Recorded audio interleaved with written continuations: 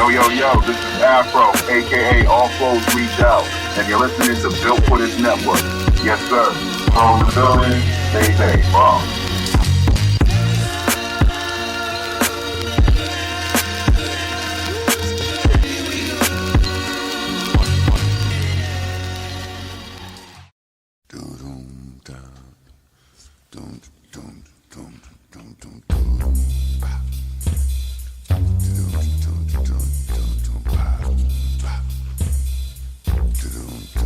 Hey, yeah, we're the same brothers from a long time ago. We was talking about television and doing it on the radio.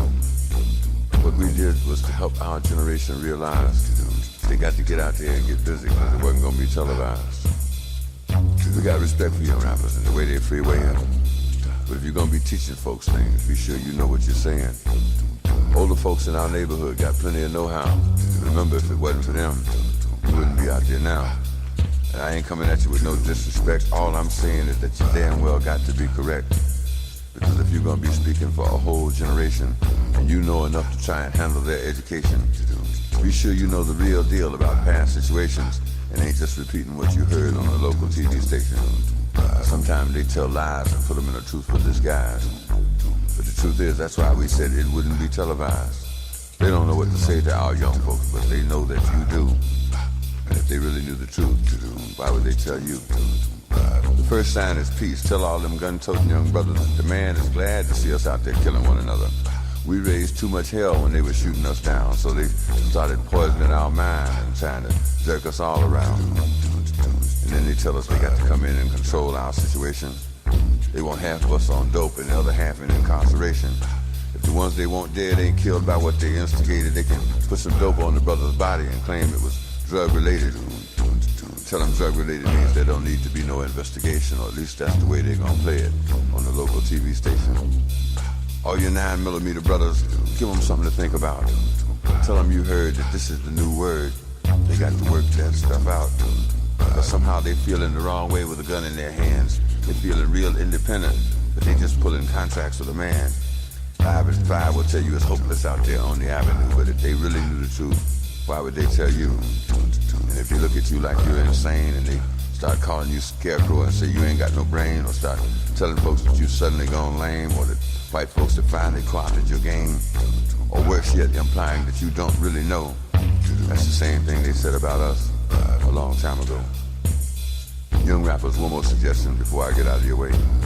But I appreciate the respect you give me and what you got to say. I'm saying protect your community and spread that respect around.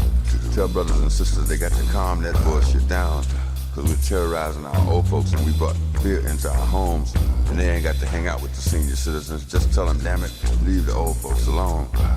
And we know who ripping off the neighborhood. Tell them that BS has got to stop. Tell them you're sorry they can't handle it out there, but they got to take the crime off the block. And if they look at you like they think you're insane, or start calling you scarecrow thinking you ain't got no brain, or start telling folks that you suddenly gone lame, or that white folks have suddenly co-opted your game, or worse yet, saying that you really don't know, that's the same thing they said about me a long time ago. And if they tell folks that you finally lost your nerve, that's the same thing they said about us when we said Johannesburg. But I think you young folks need to know that things don't go both ways. You can't talk respect on every other song or just every other day. What I'm speaking on now is the raps about the women folks.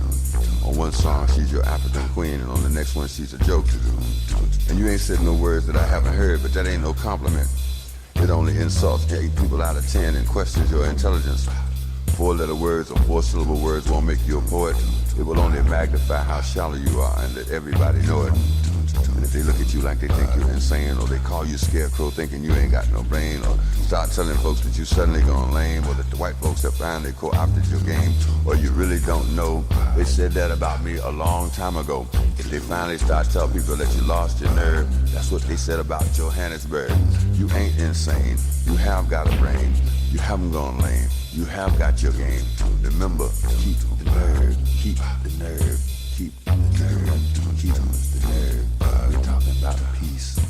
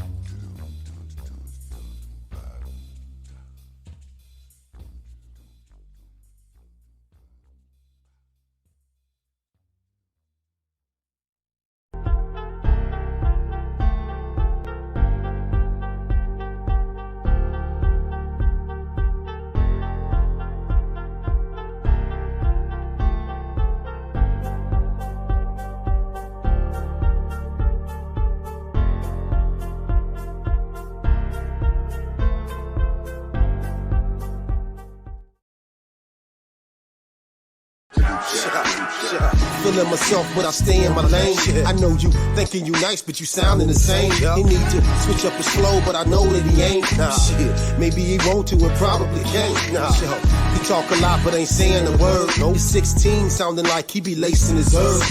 Reggie Rock told me time to just focus and spit. Quit worrying about the niggas abandoning shit. I dropped broken and they told me quit biting your tongue. The way you writing sounded like you forgot where you from. Say you from the hood, but you sound like a minister now. Yeah, I could take it there, but shit, I just like how this sound. I should address some of this drama, but letting it go. Shit, I can't keep playing with you niggas, I'm getting too old. The last words Bone told me I never forget. Quit playing with this music and do it to death. Shit, I came back.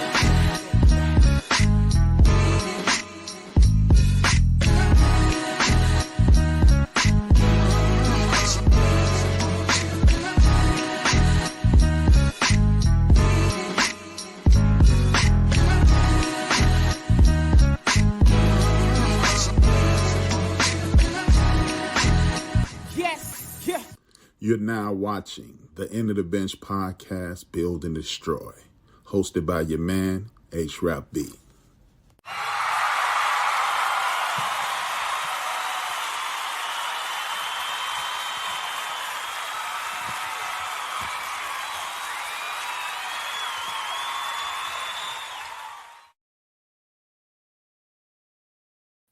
Thank you for tuning in. This is your man H-Rap coming at you live and direct on Built for this, on the End of the Bench Media. This is a program called Build and Destroy, where I attempt to build up the community and destroy the lies and the propaganda that surround our community. Running a little late this evening, please forgive. As I state every week, and I give respect to my ancestors. Who are my ancestors? My mother and my father. Without them, there would be no program. There would be no me. That is Dolores and John. I'm 50% Pollard, 50% Williams, and that brings to you H-Rap in the flesh. Thank you for tuning in as usual.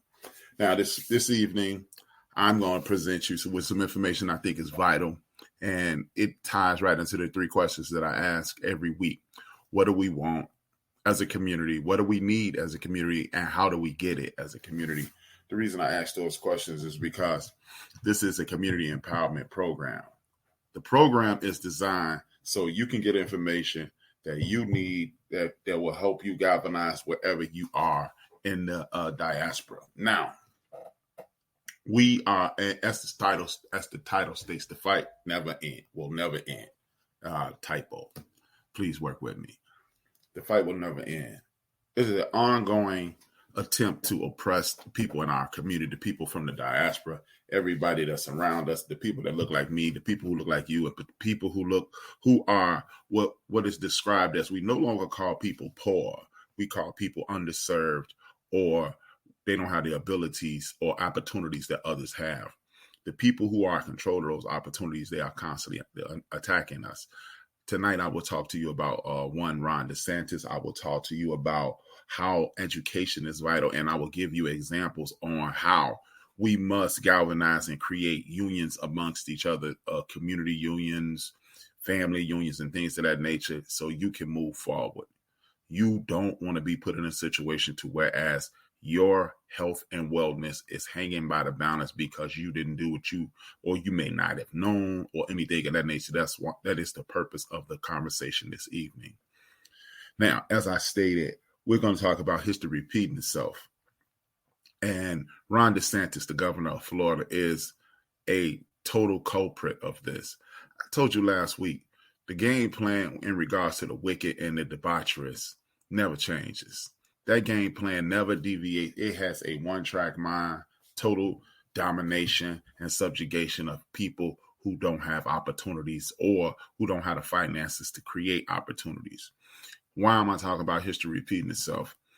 Because they don't ever deviate from the plan. The people who are trying to take opportunities from you, strip you of your rights and things of that nature, they never change the game plan. The game plan is the game plan. They refuse to change it.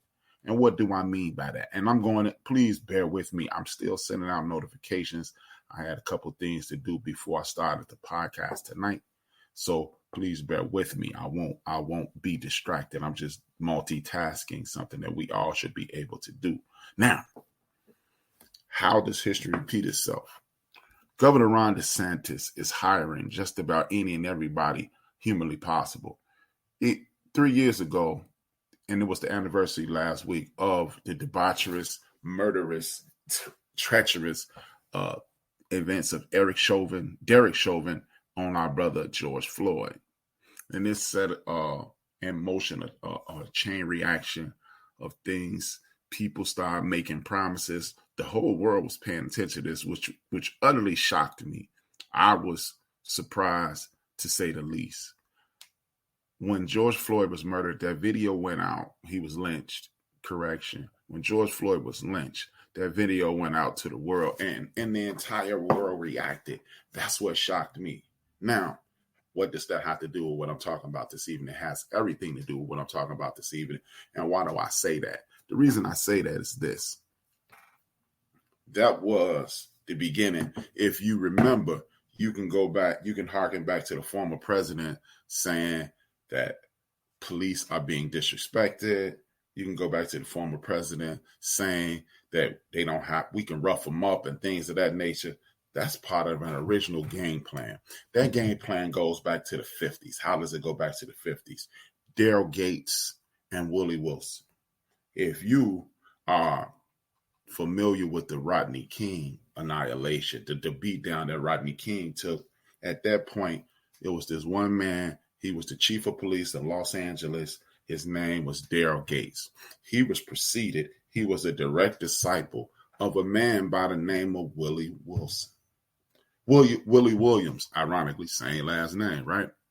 Willie Williams did this when LA was on the come up. What we have to remember is most of the people originally lived on the East Coast or the Midwest. The country at one point stopped at the Mississippi River. And as people migrated west, things started to come alive. And when things started to come to life, what happened? You had to recruit. And Willie Wilson, why do I want to call him Willie Wilson? Willie Williams used to recruit from the Deep South. Why did he recruit from the Deep South? Because he knew the way you control the darker community, the black people, the African Americans, the descendants of African slaves, was through brute force. That's the way he thought. So what he would do, he would go to Mississippi, he would go to Alabama, he would go to Louisiana, he would go to Georgia, he would go to Tennessee and recruit police officers so they could police LA.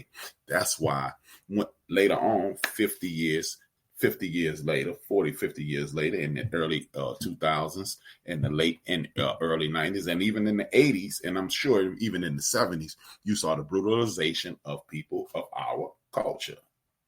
And when you're watching this on TV, the Rodney King thing was the one that they caught on tape. If you know anything about history, you'll know that Brother Malcolm X, the beginning of his rift with the Nation of Islam is because one of the brothers from the NOI, Nation of Islam, was attacked and brutally murdered by the police out there. And Brother Malcolm wanted to take action, but that wasn't the way of the most honorable Elijah Muhammad. So you're talking about the 50s and the 60s. So if this was happening in the 50s and the 60s, this man, Willie Williams, his plan was taking order. His plan was in order. Everything was going the way he wanted it to go.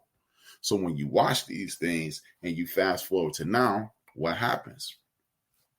Ron DeSantis puts out an ad. Even one here in Chicago, with the amount you will be paid in a $5,000 to $7,000, in some cases even more, and we'll talk about that in a second, dollar signing bonus to leave wherever you are and come to Florida and be the police. And what was he saying? If you don't feel appreciated, if you don't feel like you're being respected and you're a police officer, why don't you just come down to Florida where we will accept you? Now, how does that affect anybody in the world? As I've told you several times, over and over and over again, when we are watching them, we need to watch places like Arizona, Philadelphia, Pennsylvania,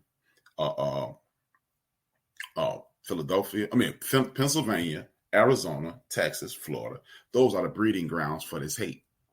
These people are consistently following the blueprint. What they do is try things out in their state. If it works, then it miscegenates throughout the country. That's what happens. So DeSantis is recruiting police officers, but here's the sad part. He's only the people who are accepting these positions are rogue police officers. Example, one woman, she's a woman police officer. A woman police officer. So don't just think it's men. She got an $8,500 signing bonus for helping with moving expenses, I'm assuming. And the police would call to her home. And why would they call to her home? Because she killed her husband. And she did what people normally do in those situations. They claim self-defense. And when you claim self-defense, what happens? You traditionally, when you're a woman and you claim self-defense, more than likely, it's a lot of men who are out here participating in animalistic behavior, and it's a great chance that the man was attacking her. But they found no defensive. They found no defensive wounds on her body. They found only offensive situations with him.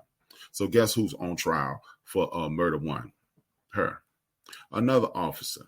His wife had to call the police on him because he was beating her. There have been several officers. All of these guys with horrible track records, leaving places like New York, California, and other places that they were terminated from their positions as police officers. And in Florida saying, come on down here, we'll accept you. He's given out to the tune of $9 million in signing bonuses. Why is this important? Because if you're recruiting rogue cops, if you're recruiting rogue police officers, and the reason that they're able to come to your municipality to work as police officers is because they were fired in other places for the illicit behavior, what do you think is going to happen? You even have a police officer who solicited sexual favors. This is who he's bringing down to the state of Florida to police individuals. Again, the same blueprint they followed in California in the 50s. They're doing the same thing. This is also the same man who's trying to do away with history. He's doing the divide and conquer. He's doing away with people who migrate to the state of Florida. This dude is, in my personal opinion, because I always have to say my personal opinion, because if I accuse him of these things, I'm liable. Well, liable isn't right now. I can be sued for defamation of character. I can't be sued for voicing my opinions, though. But this is what we must pay attention to, because if you start recruiting the rogue guys, now you're telling people all over the country, if I hurt somebody in Illinois, I can go down to Florida. I can go over to other places who are going to enact these activities. These are the things that we must pay attention to. A lot of people don't think history repeats itself. A lot of people will reach out to you and say, hey, man, it's unnecessary to learn history. But if you don't learn history, exactly as the Sankofa symbol in Adinkra in Africa, it is a bird walking towards the future with his head turned backward with an egg in his mouth. What does that mean? As you move into the future, know your past. Why do you need to know your past? Your past will tell you why you're in the situation you're in now. Why am I in the situation I'm in now? I look back, I scan the situation, and I say, okay, this is why I'm in the situation I am in now. So now I know how to navigate the future. Sankofa is the name of that procedure. And what we have to do as people in this diaspora is understand the reason we are in these situations is because we haven't paid attention. I've also had a person tell me that history doesn't mean anything. We need to be worried about the future. Not always true. The future hasn't even happened. Again, the future hasn't even happened. So how can we worry about something that hasn't happened yet? You must prepare yourself. I too have made mistakes, but I won't make the same mistakes consistently. When I was a younger man, of course, you're learning, but at the age I am now, I understand what I have to do to excel and prevail out of any situation, or just about any situation, because we're learning every day. But if we allow ourselves to fall victim to the nonsense only because we haven't looked into the past, it's impossible to move forward in the future. Again, I've heard people say, hey, why do I have to learn history? You have to learn history because the history is paramount. Well, the people, you get pushback. The people who created that history, the Booker T. Washingtons, the W.B. Du Bois, the A. Philip Randolphs of the world, the Dr. Kings of the world, who inspired them? You know what they got their inspiration from? You'll see a video shortly. You'll find out where they got the inspiration from. They didn't get their inspiration from anyone. They looked at our ancestors who were enslaved in bondage and things of that nature. Don't think that only Alex Haley is the only person who recorded his history. We have a history of verbally exchanging our history, because it is paramount that you know about your grandfather, your grandmother, your mother, your father, your uncles, and things of that nature. So we would sit around and we would share these things, something that we've lost because we forgot. We have been indoctrinated to the point where we don't talk about who is in our past. And we get trapped into believing this is it. A perfect example of that, over the last 55 years, I would say 55, maybe even 60 years, we've been bamboozled into believing academics is the only way. No, academics isn't the only way. Trade is a way. We've also been tricked into and duped into believing that trade is beneath us. Our ancestors work with their hands, and I'm not going to do that. I'm not going to stoop to that. Again, that's a trick by your enemy, because due to technology, again, if you watch history, technology will tell you menial labor, what you perceive as menial labor, can be done away with. Remember, our ancestors at one point were picking tobacco, they were picking cotton and things. And a guy named Eli Whitney, came along and created the cotton gin, and it made some of our ancestors obsolete. So technology, history tells you technology continues to grow and menial labor will be eliminated. Walk into your local Walmart, walk into your local McDonald's. There are kiosks there. There's self-check things there. Why are they there? Because they don't want to pay the people. But how do you circumvent that and put yourself in an advantageous situation? History tells you the person who can fix the cotton gin is the most important person in the world. The person who can fix the tractor is the most important person in the world. So technology is paramount at this point. Of course it is. Technology allows me to come into your home or on your phone or however you're watching this program at this point, or as you watch it on YouTube later, or if you go to www.theenderthebench.com, TheEndofthebench.com. It tells you, it allows you to view this. It allows you to hear me. You can go to Spotify, iHeartRadio, Spreaker.com, Apple Podcasts, and you can listen to me as many times as you want into perpetuity, correct? Now, but the person who keeps that technology alive, he doesn't necessarily need a 4-year college degree. But what he does need is the information, and he can be taught that. Guess what? Most of us drive to and fro. The person who can fix our cars, that person is paramount. He will never, a machine, more than likely, I won't say ever, because I don't know what the future looks like. Again, the future is an imaginary thing I'm talking about right now. As far as our mental eye can see, there will never be a machine that can repair another machine. You're not going to have a robot that can fix a car. You will not have a robot that, because somebody's going to have to always tell that robot what to do. It's always going to be a need for repair people. A lot of people look down on repair people. That's menial labor. I'm not going to make a lot of money. But guess what? I live in a major city. I live in one of the biggest cities in the United States. You can see the third between Houston and Chicago teeters and totters every couple years. So, but let's just, for argument's sake, let's just say the fourth. I live in the fourth largest city in the United States of America. There are dozens, and I mean, I would literally say it's at a minimum 100 skyscrapers, hundreds of skyscrapers, or hundreds of tall buildings that in my city. My city has all 4 seasons: winter, summer, spring, fall.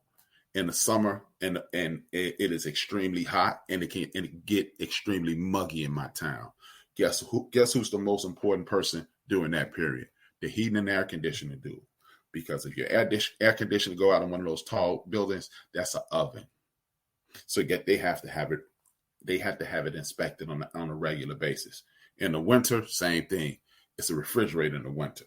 So the person who repairs that heating and air conditioning system, guess what? He is invaluable. He is irreplaceable, and he is making money hand over fist.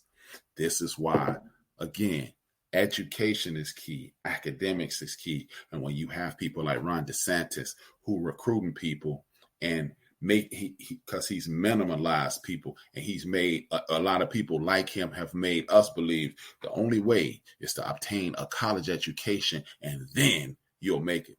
That is part of the situation. All of us are not academics. Some of us are artists. And art is paramount because art allows you to relax your mind. People enjoy art. People fill it in. They become deep thinkers. Sciences, STEM.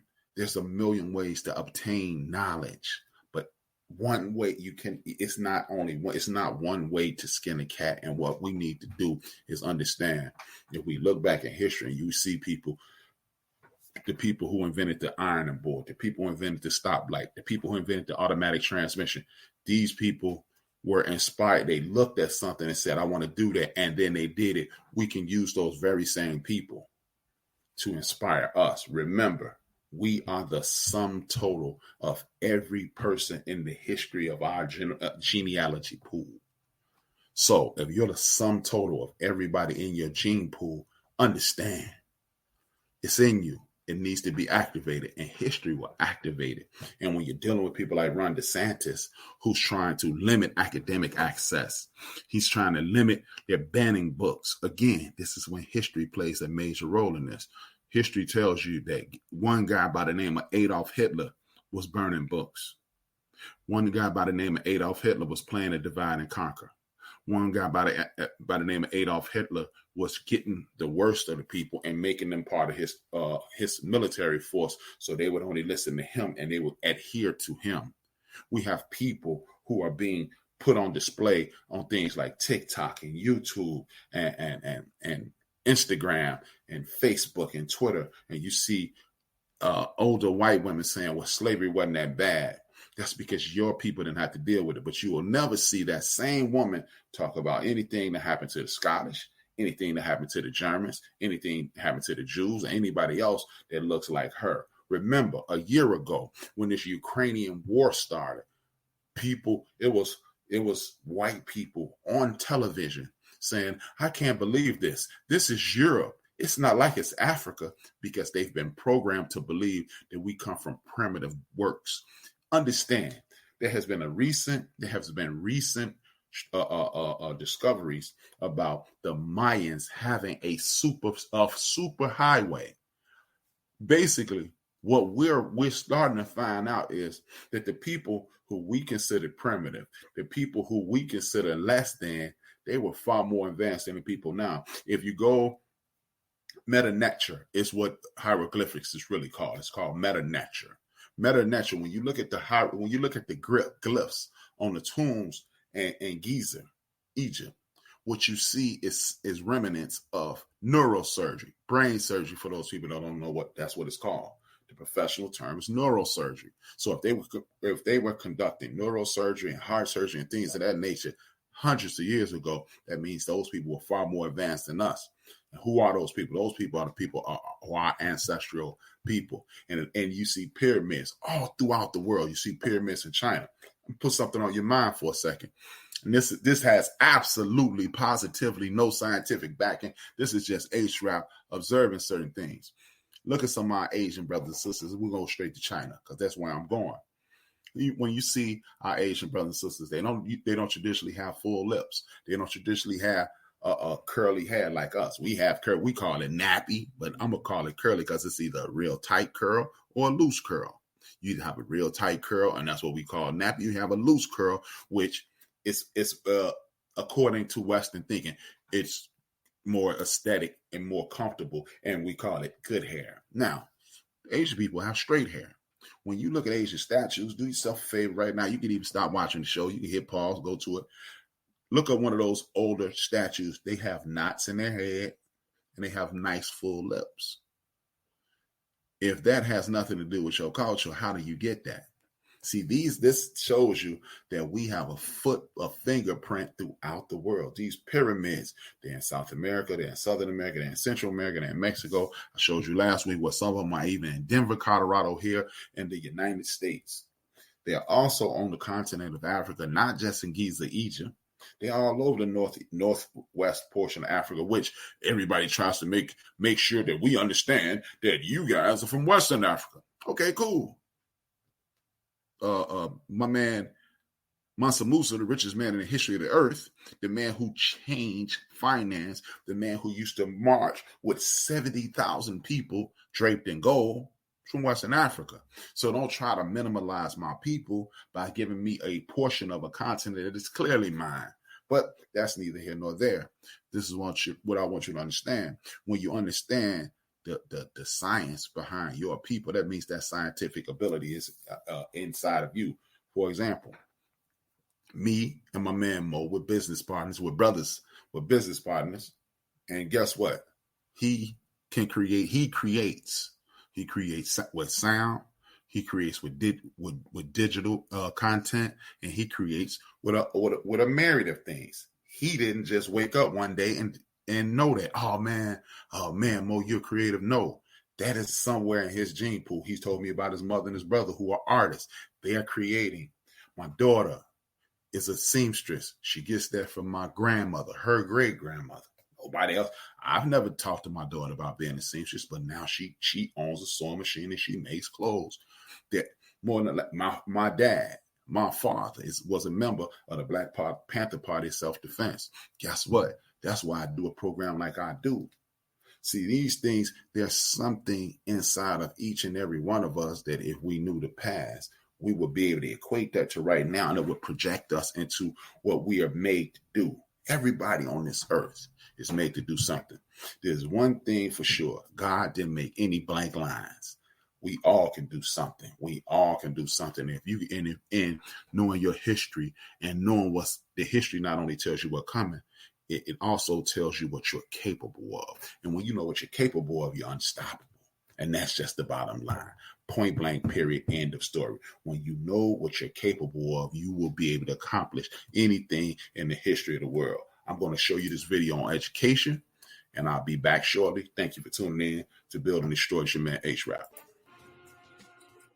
John Berry Meacham was a businessman, a founder of the oldest Black church in Missouri, and a pioneer in the education of Blacks in that state. Meacham was born a slave in Goochland County, Virginia, on May 3, 1789. Meacham learned several trades, including carpentry, in North Carolina and then Kentucky, where he met his future wife, Mary. By the time he was 21, he had earned enough money from carpentry to purchase his freedom and soon after the freedom of his father. In 1815, before Meacham had earned the necessary funds to purchase his wife's freedom, she was moved to St. Louis. He followed her there and then purchased her freedom with his earnings. In St. Louis, Meacham met John Mason Peck, a white Baptist missionary who had just moved to the state to start a worship and educational center for Native Americans. Peck identified a need for a worship place for Blacks and enlisted the help of Meacham. Meacham, with no prior experience, built the first Black church with the help of Peck and still continued his trade. After being ordained in 1825, Meacham officially opened the First African Baptist Church. Through the First African Baptist Church, Meacham and Peck began offering religious and secular education to free and enslaved Black St. Louisans. Meacham School attracted up to 300 pupils and did not charge tuition to those who could not afford it. Although white Missourians had originally supported schooling for Blacks as a means of strengthening Christianity, racial tensions caused many of them to now see educated Blacks as a threat to slavery. Unfortunately, during the educating of these young Black students, racism reared its ugly head. Around the time Meacham opened his school, St. Louis enacted an ordinance banning the education of free Blacks. This ordinance was only sporadically enforced, but police did not force Meacham to temporarily disband the school. In 1847, Missouri banned all education for Blacks. Unfortunately, this man was simply trying to educate these Black students, and the city of St. Louis passed an ordinance banning Black students from learning. What a shame. Meacham responded by equipping a steamboat with a library, desk, and chairs, and opened the Floating Freedom School, on the Mississippi River beyond the reach of Missouri officials. How ingenious. He didn't argue with the officials. He didn't fight with anybody. He simply opened his own floating school out of the jurisdiction of the officials. And they couldn't say nothing. He outsmarted them. Meacham and his wife also facilitated the Underground Railroad through their home and their church. Meacham's carpentry business was successful enough for him to purchase and free 20 slaves. Meacham trained each in carpentry and other trades so that they could support themselves. Nearly every individual freed repaid Meacham, allowing him to free others. Now here's a man, John Berry Meacham, who many of us have never heard of, yet he freed many people and he taught them trades. We often hear about Harriet Tubman and others, but here's a gentleman that I personally think should be a household name, John Berry Meacham. Despite his work to free Missouri slaves and educate blacks, Meacham's views on education and black equality anticipated those of Booker T. Washington a half a century later. Black people needed practical, hands-on education so that when freedom came, the race would be ready to utilize that freedom. Again, he anticipated this 50 years before Booker T. Washington. Meacham illustrated this view in An Address to All the Colored Citizens of the United States, a pamphlet printed in Philadelphia, Pennsylvania in 1846.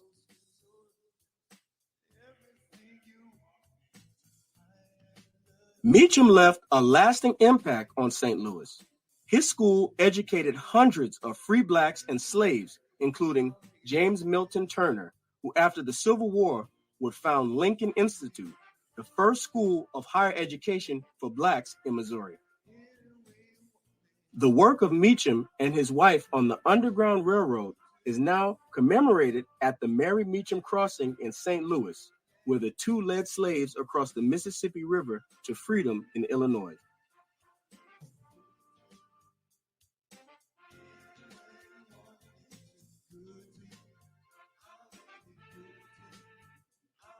The First African Baptist Church, now the First Baptist Church, continues to operate in St. Louis. John Berry Meacham died at his pulpit on February 19, 1854.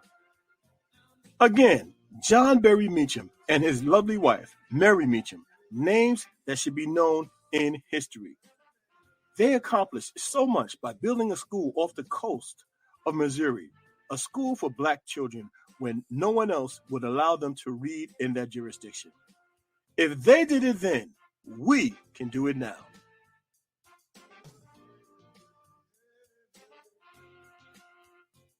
The Black Excellence and Abundance Channel, where Black history is every day. Thanks for watching. Hey, thank you for tuning in. This is H-Rap B from the End of the Bench Media. I want to make sure everybody understands I appreciate everybody who's in the chat room. Please hit that thumbs up button or hit that like button if you're on Facebook. Truly appreciate it. I know I come from a culture of Spreaker.com. Started doing this quite some time ago. I come from a culture Spreaker.com where we yell out the names. And I don't want people to think that I've deviated from the culture because I'm being rude or disrespectful. It's just I have a plan, I have a program, and I don't want to stop. I think the information I'm giving is important enough to not stop just to say, hello, Fred, because guess what? The platform is growing, and I don't want people to think that, just imagine if you didn't know who I was and you stumbled across the program, who is Fred? You're trying to get information that potentially going to help you. And I stop and say hello to Fred. It's not that I'm a Fred or whoever you are, this fictitious Fred. It's not that I don't respect the fact that you're in my chat room. I do want to disseminate this information because y'all know I go to Bible study after this. And when I'm at Bible, and I'm on a short leash. So if I'm on a short leash, I can only, I can't stop to say hello to each and everybody. But I want you to understand. You are appreciated. I do really, truly appreciate and love that you show me love every week. And as the platform continues to expand, understand me. And like I told y'all, me and my brother Big Mo, because I don't have no friends. Y'all know me. I don't have no friends. If I F with you, I'm stuck with you. I don't have no friends. I got brothers and sisters, ladies, gentlemen, haters, and bitter friends. You know how it goes. But back to the point. As you saw, as I stated earlier, our enslaved ancestors used the fact that they couldn't learn as motivation. We've been brainwashed into believing there's only one way to be educated. People who repair things is education.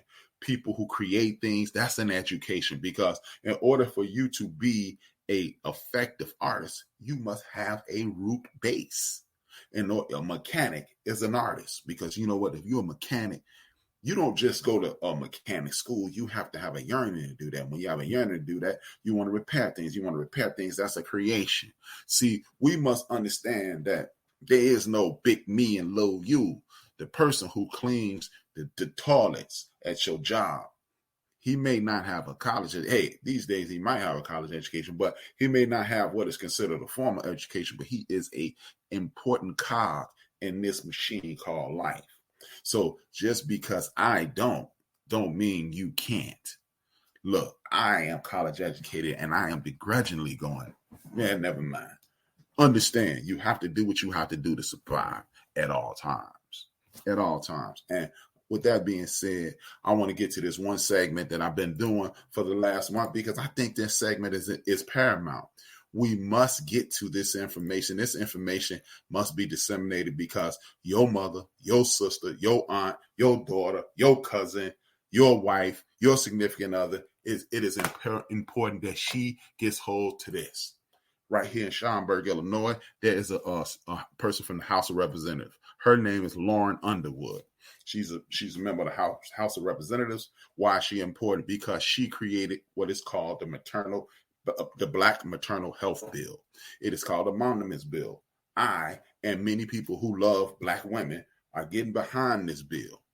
We are getting behind this bill because it will add $1.2 or $1.6 billion to healthcare throughout the country. I have people all over the country tuning in. And in some cases, I got like my man from Guyana, South America. I got a homeboy. Well, he ain't a homeboy, but he a cool Twitter guy from Australia, Manchester United. Salute to them. They in England. They love the podcast. So my reach is wide. J-Ron, you'll be happy that I'm going back to sports. So now I keep taking them cigars from you. He up in Canada, so forth and so on. But there are counties throughout these United States of America, where their women have never seen an OBGYN. If you understand how important a gynecologist is to a woman's health, you will get behind this bill. How do you get behind this bill? This is how you get behind this bill. You call your person from the House of Representatives. I don't know my person from House of Representatives, HRAP. Not a problem. You know where you live. All you have to do is dial. This will get you to the House of Representatives in Washington, D.C. Tell them your name. Tell them you're a registered voter, and dial 202-225-3121, 202-225-3121. Tell them that you want to get behind. You want to talk to your House of Representatives person. They will put you into them, and then you can say, "Hey, I need you to co-sign on the Monuments Bill." And once you do that, you hang up and you call your U.S. Senator, Dick Durbin. We need to get you on the phone. And you're a senior senator, so you really need to be on top of this. Illinois people, 202-224-3121. Or if you are throughout the United States of America, that's the number you dial, and to get to the person in the Senate, wherever you're from. It is not hard, folks. These are the people that they work for us. They are civil servants. They serve us. They shook our hands. They kissed our babies when they probably didn't kiss our babies since COVID. They shook our hands. They kissed our babies. They glad-handed us. They told us a whole bunch of lies. This is when the lies stop. We have to put them to work. Now, if you don't have anything in hand, what you can do is go to your phone. We download every app in the history of the world on our phone. Download the 5 Calls app. Why it's the 5 Calls app? It will put you in contact with 5 people in government. You pick those people, whether it be a senator, a state representative, a U.S. representative, the mayor, the governor, whoever it could be. You pick the 5, and you can reach out to these people and make sure they are doing what they're going to do. I'm going to talk about that a little later in the program as well. But I just gave you an example of how history can repeat itself because they're defunding schools. I'm going to get to that in a second. They're defunding schools. But when you have people like Ron DeSantis who are hiring rogue police officers, don't think Ahmaud Arbery, don't think Breonna Taylor, don't think George Floyd, don't think Rodney King, don't think that it stops with them, because the sad thing is it's somebody more than likely being brutalized by a police officer as I speak. Even if you listen to this in 6 days, if you listen to this Thursday night, more than likely as you hear this, it is a great chance that somebody's being brutalized by a rogue police officer. Tammy Duckworth, my man Patah, Tammy Duckworth, because I showed you that's my man right there.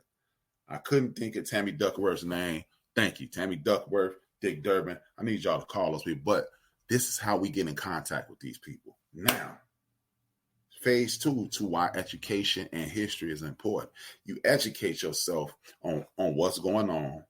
You use history to find out how you got here, and then you use that education and that history to move forward. Now, education is paramount. As you saw, our ancestors, at one point, it was illegal for our ancestors to be seen with a book. They would kill you.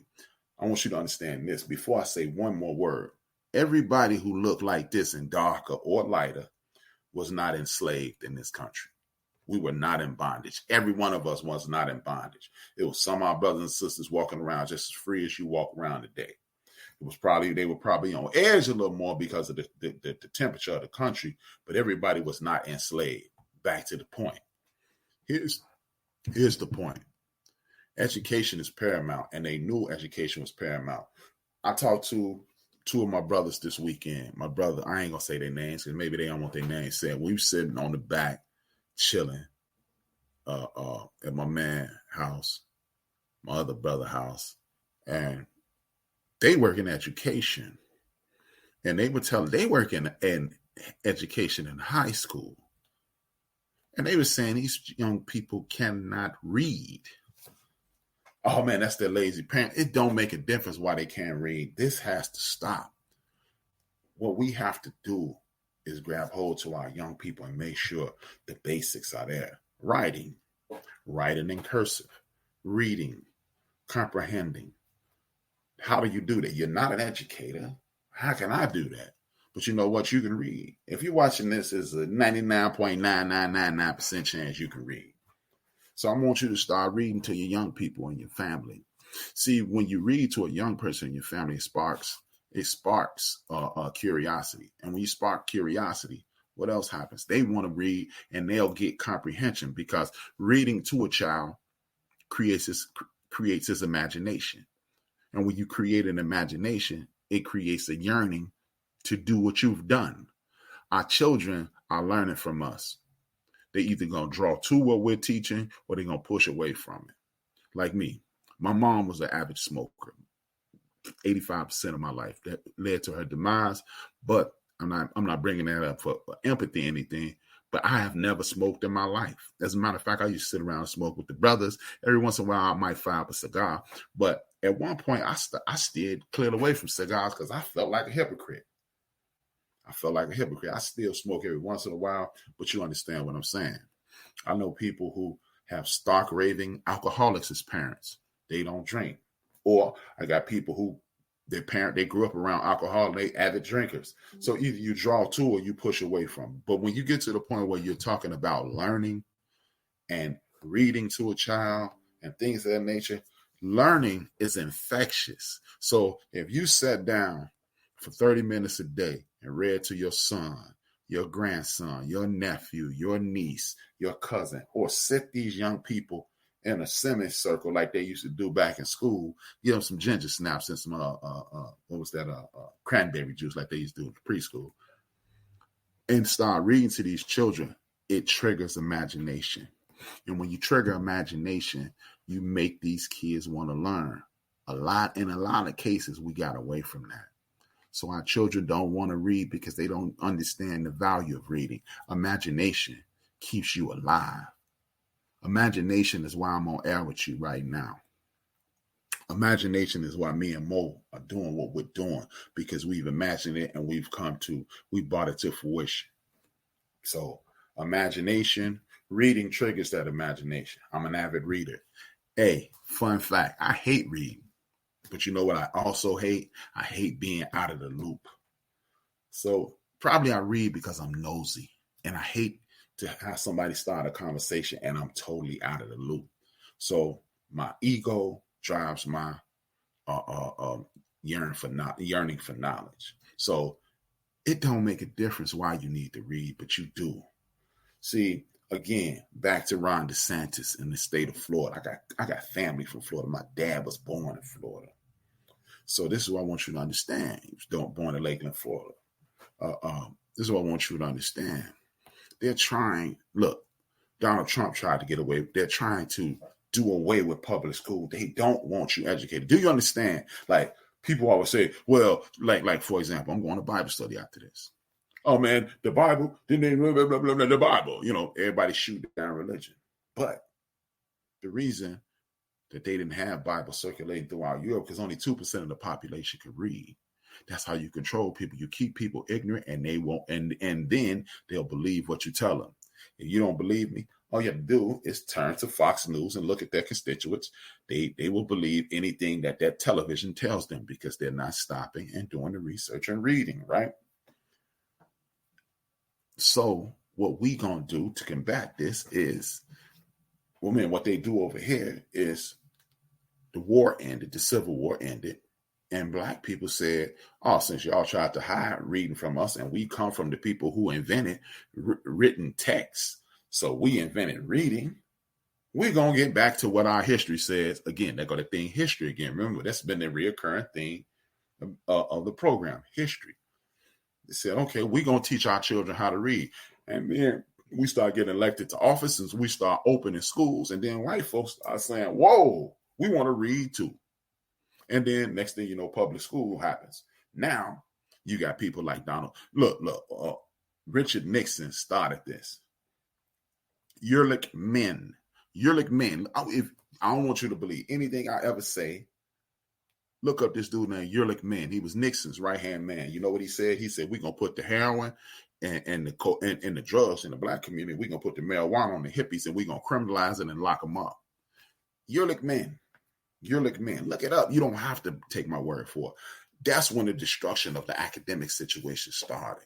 And then Ronald Reagan, another person who defunded the schools. Y'all have heard me say this on several occasions. I wanted to learn how to play the saxophone, and I wanted to learn how to play the trumpet because my mom used to play jazz in the house. My mom had an extensive album collection. She used to play jazz. She used to play Motown sound. She played Donna Summer, Barry White, the whole night. So I like sound. So I wanted my sisters played the flute, the clarinet, and the piccolo. They played all three. So I wanted to learn how to play the saxophone and the trumpet. Mr. Reagan gets in office in 1980. I'm in Miss Bullock's class, 4th grade. You couldn't get into the band until 4th grade. They defund the music playing. Guess what? H-Rap becomes a baseball and a football player.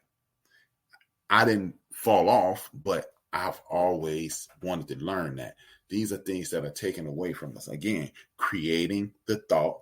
You hear the music, you imagine the music, you want to do it. You hear someone reading, you imagine the stories that you're hearing. So now you want to help yourself to that information. So they've been trying to destroy education my entire life, at least, because Nixon was in office when I was born, Reagan when I was 10, Trump when I was a full-grown man, and now they'll continue to do this. He put Betsy DeVos in it, and then they create these centers called charter schools. Oh man, they got the charter school. That's a good thing. And they put these, they roll out charter schools in a big flowery situation. And what does that do? Oh man, that's a good thing. That's a good thing. But charter schools have very little oversight. When you don't have oversight, guess what that means? That means your child doesn't necessarily have to learn anything. My son, I allowed my son to go to a charter school, but he went to a charter school for one reason and one reason only. He was the spitting image of his pops. My son is a duplicate of me. And me, I work best with a gun in my head. And I hate to say it that way, but I do.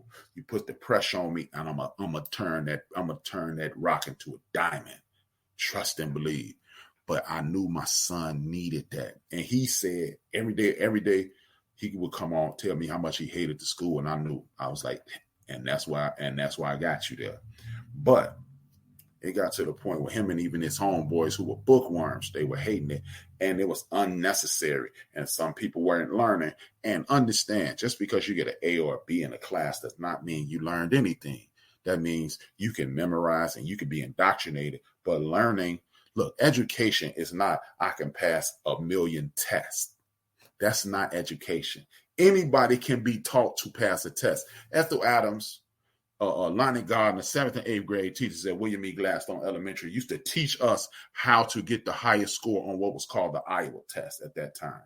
They would teach us how to get through the test fast, but that does not mean we learn the math. Now, intelligence is the practical application of the information that you've learned. So, for example, not trying to brag on myself, these are things that I read throughout the week, and I process them and I give them to you.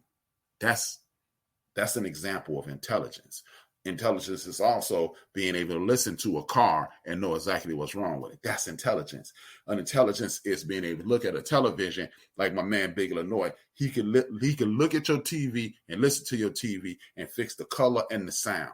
That's a gift. That's raw dog, buck naked intelligence on display. So just because you can pass a test does not mean you're intelligent. It just means you can be indoctrinated and you can regurgitate things that people have told you time and time again. Perfect example. All of us were taught Abraham Lincoln freed the enslaved Africans. The truth is they were getting their butt whooped until 1864. 1863, he signed what is called the Emancipation Proclamation, which in essence is a lie. Because how can you free the enslaved Africans in the southern part of the country and you at war with them? That's like me getting a divorce and telling you can sleep on my ex-wife's couch. I can't tell you what going on at her house. He freed the enslaved Africans in the southern part of the country, which he had no jurisdiction. Lie number one. Lie number two, 1864, in August, he started letting the brothers fight. After 5 years of getting beat to sleep, he let the black men fight. Black men and women fight. And then 6 months later, the war was over. Guess what? You freed yourself. Another lie that you have been told that you are perceived as intelligent when Lincoln freed the slaves and Lincoln was the friend to the black man. No, he wasn't. Franklin Delano Roosevelt, he made the big deal and he was the friend to the black man. No, he wasn't, because guess what? He created the New Deal, which created Social Security, which created the GI Bill, and he excluded black people.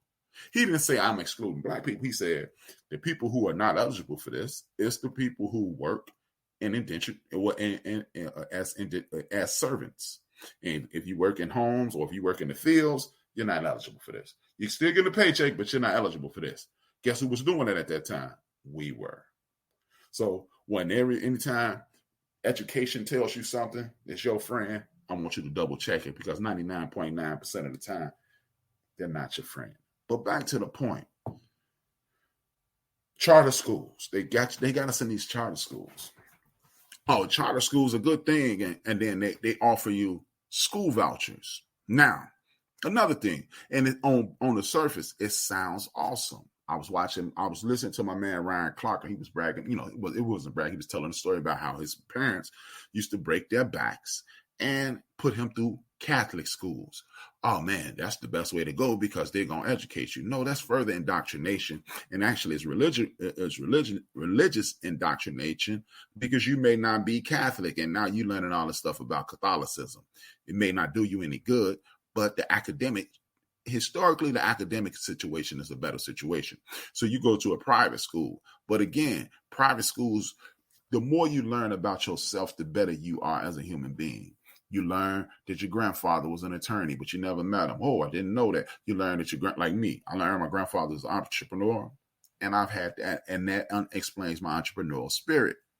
I learned that my dad was a freedom fighter. This explains why I'm talking to you about what I'm talking to you now. My mother was stern and rigid, and when it comes to this, that's what I am. So I understand who I am and why I am the way I am. I found out through my mom that my dad will work his butt off from March to November because he said he wasn't working in the winter. I'm the same way. I would store everything I can, and I just take care of what I got to take care of, because if I don't want to do it, I'm not doing it. Again, you learn about your past. Again, they go that history thing. You learn your history so you can understand who you are and why you're in the situation you're in. What they're doing is offering vouchers so you can go to a private school, but then you find out you're just being indoctrinated, you're not being educated, and then there's no standards. Why did a lot of these private schools come about? A lot of those private schools came about back in the 50s with Roe versus Wade. When they taught you, again, this is what they indoctrinate you with. They say, hey, we wanted to have schooling that was separate, but y'all want to be segregated. Cool. We want separate but equal. But white nationalism costs a lot of money. So what they did, start opening up private schools so they can teach their kids what they wanted them to teach. And we be getting books 4 or 5 years later. So we took them to court, and then they started mixing the schools. But what white nationalists started doing was shutting down the school and start opening private schools so they can educate their children, and our children could be left behind. But like the great Carter G. Woodson, the father of Black History Month. So again, for the people who are new to this and never heard of Carter G. Woodson is the reason you have Black History Month. It used to be Black History Week. He started Black History Week to celebrate the birth of Frederick Douglass. It morphed into Black History Month in the late 60s, early 70s. I think 1976, if I'm not mistaken. Don't quote me. Look it up and find it out. Carter G. Woodson, Black History Month, History of Black History Week. But he even said, if you can only celebrate your history in 30 days, it's not worth celebrating. So next time you hear somebody say, they gave us February, they didn't give you anything, we took it. We took it to celebrate one of our ancestors again. That go the history thing again. Celebrate one of our ancestors so we can continue to build upon that history, and our history could be celebratory 365 days a year, 7 days a week, 52 weeks a year. But it's just like, look, you celebrate your life every day, but in August, I celebrate my birth. We celebrate our history every month, but the Black History Month, February, is when we celebrate everything. Back to the point. They're trying to do away with education because they're going to give you a voucher so you can go to a private school. But if you go to a private school and find out that they're not educating you, they're just indoctrinating you, you're not improving yourself, what do? Do you pull out of that school? Yes, but if you pull out of that school, you cannot take that voucher to another institution. So you're just giving white nationalists more money. So this is why we need to get involved and get into the entire situation of governmental, what is called civics, learning how to control the government so the government can work to our benefit. Why is that? Why is civics important? Because things like the Census Bureau. The Census Bureau is paramount in our community, but we don't think it is. Why are the hospitals closing down? Why are the schools closing down in your community? Over 200 schools closed in Chicagoland area due to the reign of terror that former Mayor Rahm Emanuel wreaked upon Chicago. And that also tied into Richard Daley as well. How does that affect us? If you don't do the census, they don't receive government funding to keep schools open. If schools are not open, you're not getting properly educated. How can you say that I can go to another school? But no, it has been documented time and time again. Our children learn best from our people. You know why our people? Look, I'm not going to say it's not some coconuts out there. And what I mean by coconuts, people who are brown on the outside, white on the inside. And because they look at our children as if they're animalistic. I've heard a former teacher. I came to a class helping out once. And she literally looked at the children and said, look at them. They act like animals. So I'm not going to tell you just because you're black, you're going to love our people. But it's a greater chance of you doing it if you are. So Black people educate Black people better because we know the nuances. We know the little things that the odds and ends about our community. We understand. Do you understand this? This is a true story. Recently, there was a young lady in the hospital. She was a little stress and anxiety. They were about to put this young lady in a mental institution because they said she was abusing herself. She was patting herself on the head. We don't understand why she's doing this. This is a true story. A Black nurse saw her patting herself on the head, said, no, we're not going to do that. Her head was itching, but they didn't know that. Just like when our children are acting out of character, a sister, I'll give you an example. George Westerhouse Vocational High School, substitute teacher, Miss White. She's partial to the reason I'm on air with you right now. I was doing my thing, king of the class clowns. And she handed me a book, the autobiography of Malcolm X, written by Alice Hay. This is a substitute teacher. And she said, everybody else was doing that work. She said, hey, come here. She handed me the book. She said, you're going to do a report on this book or I'm going to fail you. This is like the first 10 weeks of school. I'm like, what do you mean? You getting failed if you don't do this. Because she knew I'm walking around there with an African medallion on there. I'm talking about stuff that is above my buddies' heads, and I'm not paying attention to Shakespeare. Again, this is somebody who looked at me, understood who I was, and because she had love for young brown people like myself, she took it upon herself to inspire me, and bam, next thing you know, I'm reading Soul on Ice. I'm reading Frederick Douglass. I'm reading my man Marcus Garvey and other Black people. And again, this inspired what I do today.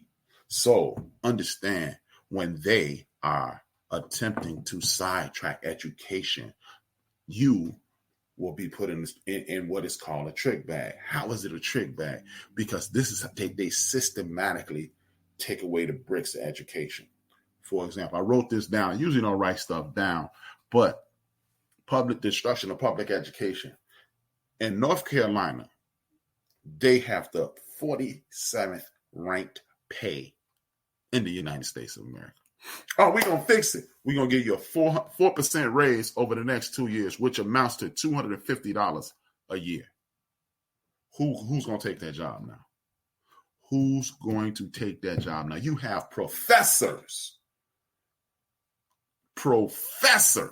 at universities living out of their cars, grading papers. Who's going to keep doing that? We need to be pouring. Look, but hey, we ain't going to pour no money into education. We ain't going to pour no money into academics, but we will pour money into letting you carry a gun. We will pour money into weaponry. We will pour money into a bunch of nonsense, but we won't do it that way. Who do I blame for this? I blame you and me, because we don't fill out the census. We vote and go, hey, man, it didn't work. No disrespect to our brother Ice Cube. Got mad respect for him. Excellent guy. He made some of the funniest movies in the world, the whole nine. Dopest MCs, the whole nine. But when Ice Cube said we need to hold our vote, we held our vote in 2016. We got Donald J. Trump. Oh, man, the Democrats, they don't do anything. Yeah, it's the same thing. Yeah, let me see. You got the Republicans paying teachers on a 4% improvement scale, which is the equivalent of $250 a year. A year, not $250 a paycheck, a year.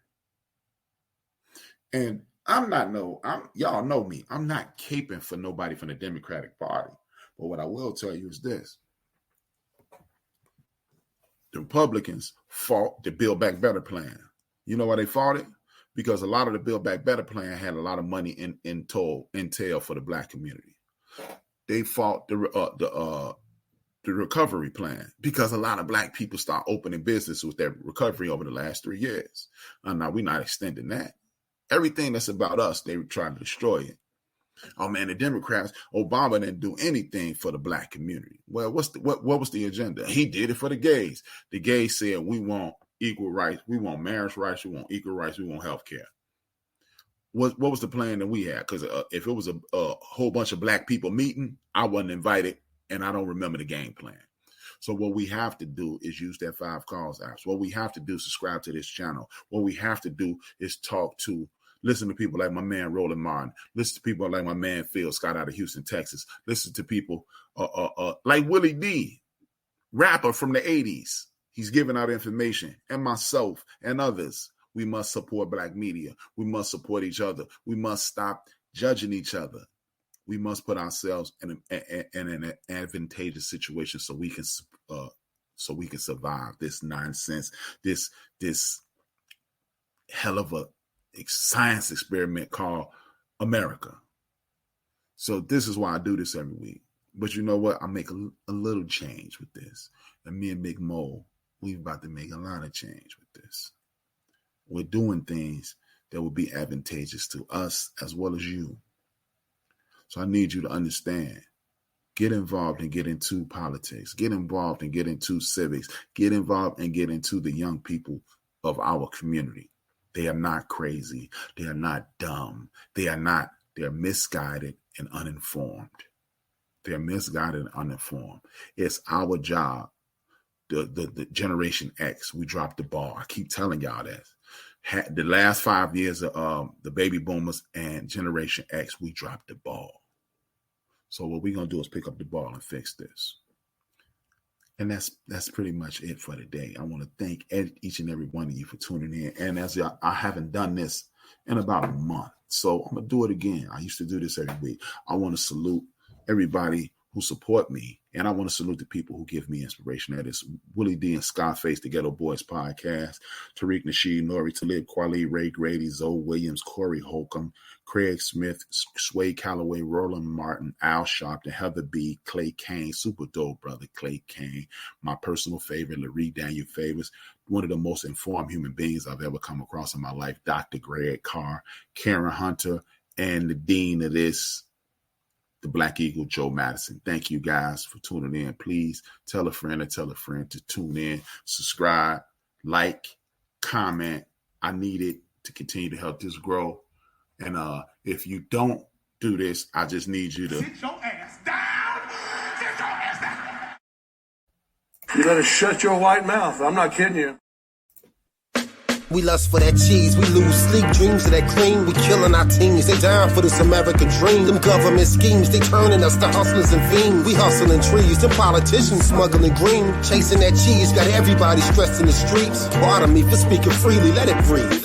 Evangelists preach the congregations out of their seats. They writing them checks for tithes, now it's people can't eat. She stripping for change for school, now she giving them brain. She used to that loot, she earning, now she giving them strain. He new to this game, but hungry, so he cooking his cane. He getting that paper, but then they gave him two to the brain. It's rules to this game, but hustlers never hustle for fame. The spirit of greed is grimy, so we struggle to change. They put us in chains to take away our African names. But if we submissive and don't resist, then who do we blame? It's all a game, man. These Europeans staking they claim. And you a victim of their game plan. You thinking they ain't, you thinking they saints. Remember all them niggas they hang. Killed our women and our children, all our leaders is slain. They gave us Obama, but that nigga was hoping for change. But Zimmerman is killing niggas and he free. Shit is crazy, babies having these babies and getting checked. But keep the child from they pop to rip his heart out his chest. Our rappers was leaders and now they in the booth and the dress. Spitting bullshit and making more but giving us less. They taking our sound and changing ours, dumbing it down. They taking our jobs and homes and they shutting us out. They taking our kids because it ain't a man in the house. They locking us down, but soon they gon' be wiping us out. They told our women they was too independent to need a man. They told our brother he was too insignificant to advance. It's all a game, man. These Europeans staking they claim. And you a victim of their game plan. You thinking they ain't, you thinking they saints. Remember all them niggas they hang. Killed our women and our children, all our leaders is slain. It's all a game.